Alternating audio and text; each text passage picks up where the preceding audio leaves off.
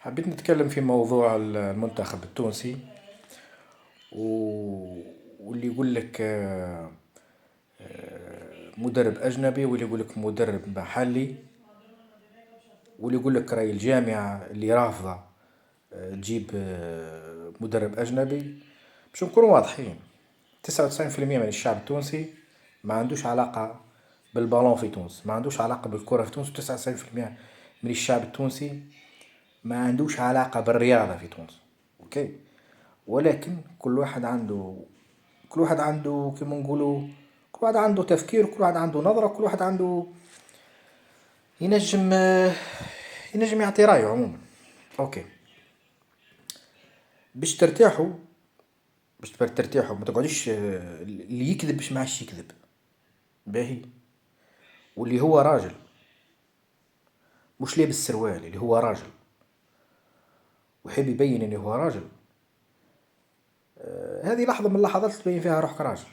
باهي، على خاطر الرياضة في تونس أو المنتخب في تونس هو قطاع من القطاعات اللي تابعة الدولة التونسية. إذا عندك وطنية تتكلم عليه، كما تتكلم على الصيد البحري، كما تتكلم على الصناعة، كما تتكلم على السياحة، تتكلم على الرياضة. علاش؟ تدخل فلوس حتى هي.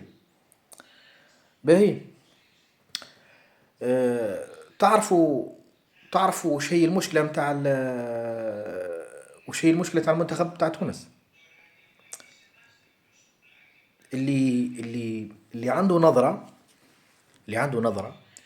يعرف انه المنتخب تاع تونس منتخب باهي مش خايب، اللي جوارت باهين مش خايبين.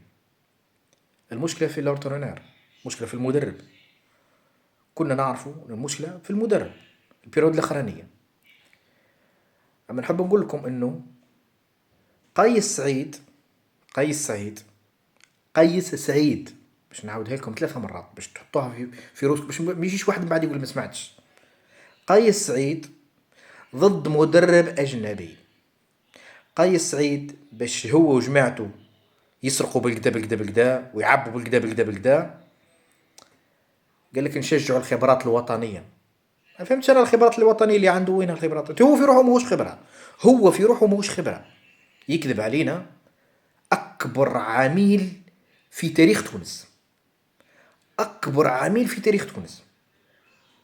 انا نحب نقول له حاجه، لو انت راجل وعندك الشجاعه برا جيب مدرب جزيري، مدرب جزيري. انت ماك عميل الجزائر ولا لا؟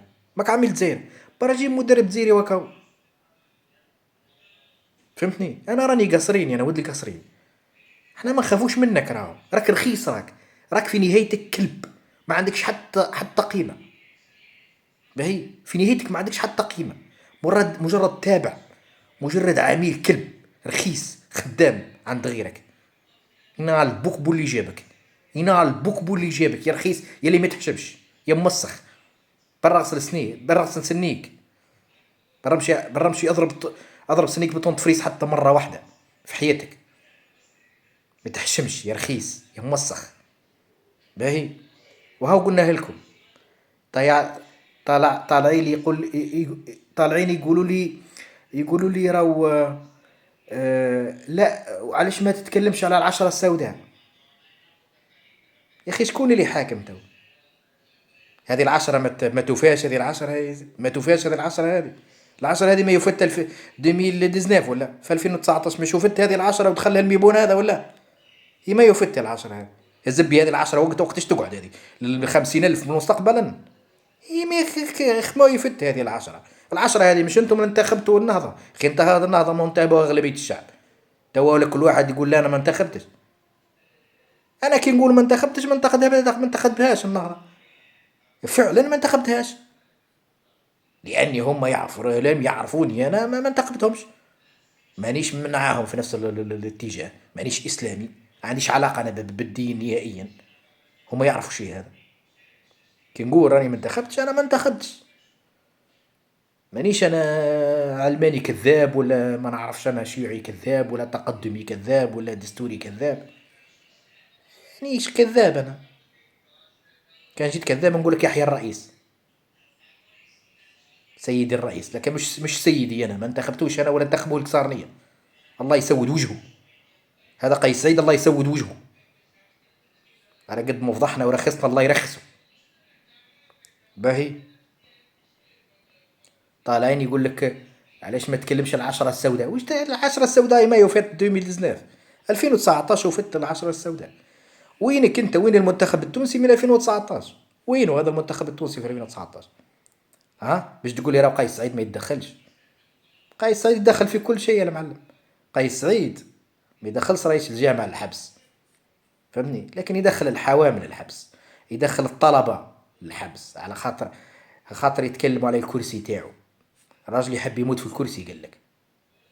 تني كما تتقلع كيما تقلع الضرسة يا ميبوني رخيص. باهي واكم عرفتوا. قيس سعيد هو قيس سعيد هو ضد مدرب أجنبي. قيس سعيد ضد مدرب أجنبي. اسمعوها بالكدا بالكدا بالكدا باش تشرن في ودانكم. باهي باش تلعبوهاش طرش من بعد ما تسمعوش. باهي قيس سعيد هو ضد مدرب أجنبي. أوكي. على خاطر هو ماك تعرف وعنده عقدة المسيحي وعنده عقدة الأوروبي وعقدة الأمريكي وعقدة اليهودي. هو كله كذب راهو، هو كله كذب، هو عامل ليهم كل تحت الطاولة راهو.